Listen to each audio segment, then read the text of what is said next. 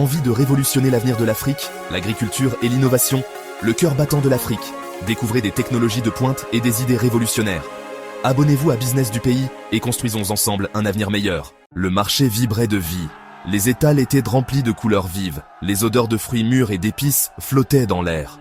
Les femmes marchandaient les tomates, leur voix se mêlant au brouhaha ambiant. Les négociations étaient intenses, mais toujours empreintes de respect. Les enfants couraient après les poules, leur rire résonnant comme une mélodie joyeuse.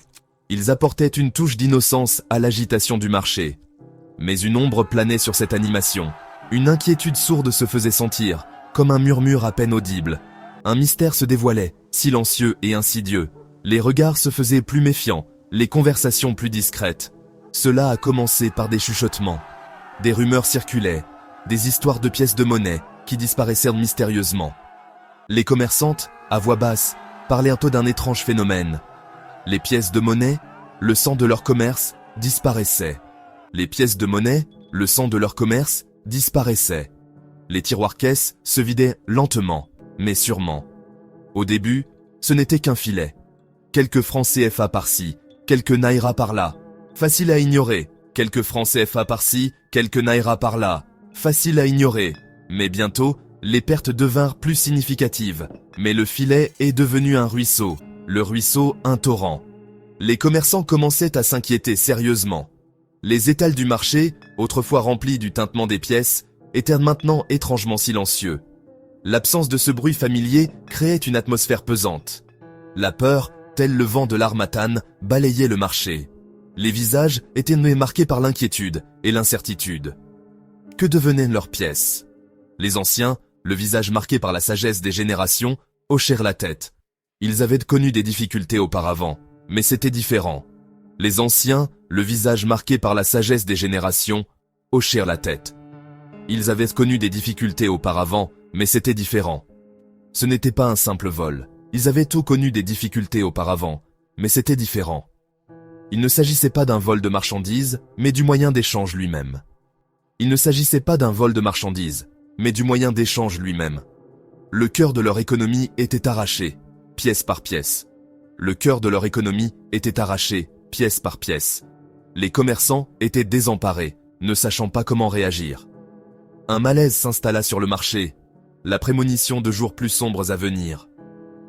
Les commerçants se demandaient ce que l'avenir leur réservait. Le voyage commence dans les marchés animés de Lagos, à l'ombre du mont Cameroun. Ici, les pièces de monnaie changent de main rapidement, chaque transaction marquant le début d'un long périple. Ils serpentent à travers les postes frontières poussiéreux, où les contrôles sont souvent laxistes, et les routes, des chemins de terre battus.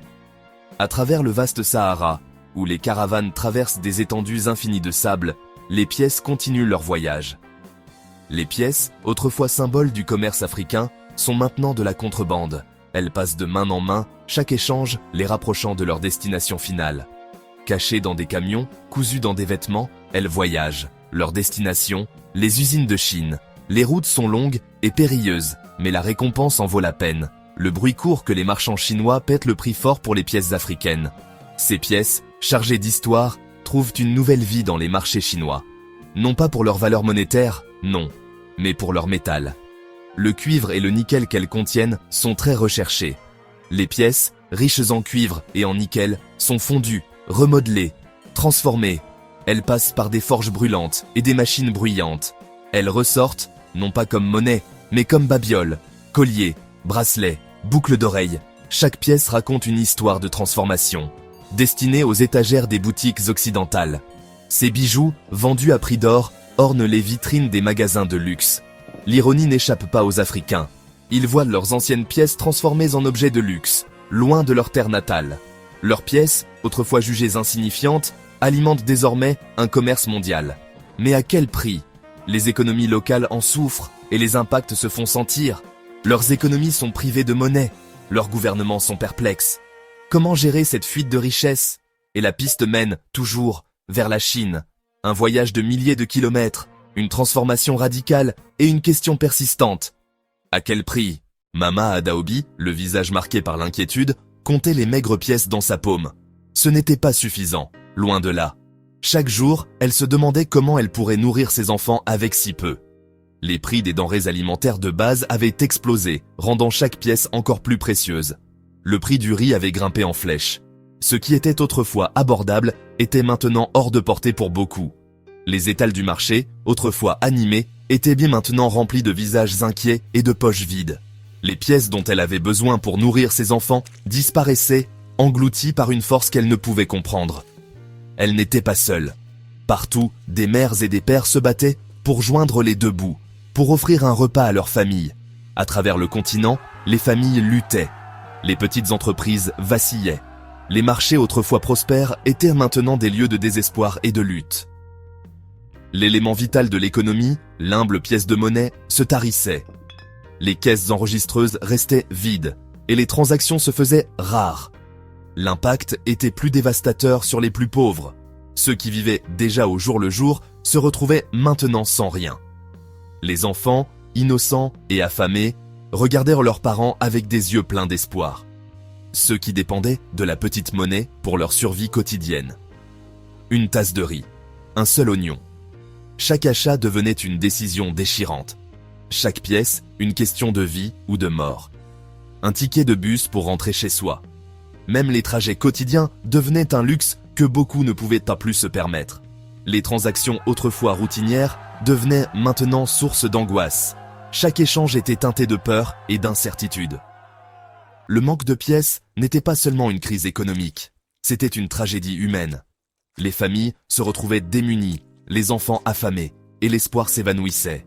C'était la différence entre un repas et un estomac vide, entre l'espoir et le désespoir. Chaque bouchée comptait, chaque repas était une victoire. Les gouvernements se grattèrent la tête. Les solutions semblaient insaisissables et les discussions interminables. Les économistes proposèrent des théories complexes. Des graphiques et des chiffres remplissaient les tableaux. Mais la réalité sur le terrain était bien différente. Mais sur le terrain, la réponse était simple et brutale. Les pièces avaient disparu, et les gens souffraient. Les familles se battaient pour survivre, et chaque jour apportait son lot de défis. Dans les tours scintillantes d'Afrique centrale, la Banque des États de l'Afrique centrale, BEAC, a pris note. La disparition de leur monnaie n'était pas seulement une anomalie, c'était une attaque. Une attaque contre leur souveraineté, contre leurs économies. Il fallait agir, rapidement et de manière décisive. La BEAC, chargée de protéger le franc CFA, a lancé une enquête. Ils ont découvert un réseau bien organisé, couvrant plusieurs continents. Les acteurs, des personnages obscurs, opérant dans les recoins sombres de l'économie mondiale. Ils étaient mus par le profit, aveugles aux ravages qu'ils causaient. La BEAC, cependant, ne se laisserait pas décourager. Ils étaient les gardiens du franc CFA, et ils se battraient pour le protéger. Section 5. Nouvelle pièce, vieux problème. La BEAC, dans un geste audacieux, a décidé de réformer la monnaie. De nouvelles pièces, avec des compositions métalliques différentes, ont été introduites. Elles étaient plus difficiles à fondre, plus coûteuses à contrefaire. Un message était envoyé, la BEAC ne reculait pas. L'espoir a vacillé. Peut-être que cela endiguerait le flot, protégerait leurs économies. Mais dans les rues, le scepticisme persistait. Serait-ce suffisant? Les criminels derrière le trafic étaient rusés, adaptables. L'attrait du profit, une puissante motivation. Les nouvelles pièces, bien qu'étant un pas dans la bonne direction, ressemblaient à une solution temporaire. Un pansement sur une plaie béante. La racine du problème, la demande insatiable de métal bon marché, subsistait. Section 6. Les figures obscures. Derrière le trafic. Qui sont ces individus qui orchestrent ce vaste réseau complexe? Ce sont des fantômes, des murmures dans la nuit. Leurs identités, enveloppées de secrets. Certains disent que ce sont des hommes d'affaires, opérant dans les zones grises du commerce international. Poussés par la cupidité, leur seule allégeance est au profit. D'autres murmurent des syndicats du crime organisé, leurs tentacules s'étendant à travers les continents. Ce sont les marionnettistes, manipulant les marchés, exploitant les failles. Ils sont la main invisible derrière les poches vides et les estomacs qui gargouillent. Leurs motivations sont claires, le profit à tout prix. La souffrance humaine n'est qu'une note de bas de page dans leur livre de compte. Mais leur visage reste caché, leur nom murmuré à voix basse. Les traduire en justice, une tâche ardue. Section 7. Un continent attend justice. À travers l'Afrique, un continent attend des réponses, attend justice. Les pièces manquantes ne sont pas seulement des disques métalliques, ce sont des bouées de sauvetage. Elles représentent des moyens de subsistance, des opportunités, la chance d'un avenir meilleur. La lutte contre les trafiquants de pièces est une lutte pour l'avenir économique de l'Afrique. C'est une lutte contre l'exploitation, contre ceux qui cherchent à profiter de la vulnérabilité du continent. Les efforts de la BEAC sont louables, mais ils ne sont que la première étape. Les gouvernements africains doivent s'unir. Ils doivent travailler ensemble pour démanteler les réseaux, pour traduire les coupables en justice. Le monde doit également en prendre note. La demande de bijoux bon marché, de babioles, ne doit pas se faire au détriment de la prospérité de l'Afrique. Section 8. Les pièces reviendront-elles? La question plane dans l'air, comme l'air humide avant une tempête. Les pièces reviendront-elles? Les marchés résonneront-ils à nouveau du bruit du commerce, du rythme de la vie? La réponse ne réside pas dans le destin, mais dans l'action. Dans le courage des gouvernements, la résilience des populations. Elle réside dans la dénonciation des figures obscures, derrière le trafic, dans le fait de les tenir responsables de leurs actes. Le combat est loin d'être terminé. Mais au milieu de l'incertitude, il y a de l'espoir. L'espoir qui jaillit de la résistance, du refus d'accepter cette injustice. L'espoir qu'un jour, les pièces reviendront, et avec elles, la promesse d'un avenir meilleur pour l'Afrique.